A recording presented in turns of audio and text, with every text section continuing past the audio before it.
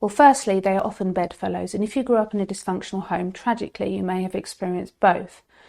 What is very common, however, is that if individuals didn't experience what is known as big T trauma, which is obvious physical, emotional, sexual abuse, they believe they haven't experienced trauma at all, despite having experienced emotional neglect, which can be just as devastating. The clearest definition of the difference between neglect and abuse is this. Abuse is all the bad things that happen to you and around you, and neglect is all the good things that didn't happen to you. And by good things, I'm not talking here about material possessions. I'm talking about all the things that children need to survive and thrive: adequate love, safety, emotional availability, and healthy mirroring from a parent. So if you grew up in a home where your caregivers provided everything materially but failed to be curious about you, warm towards you, and were consistently emotionally unavailable, then it inevitably has an impact on your psyche.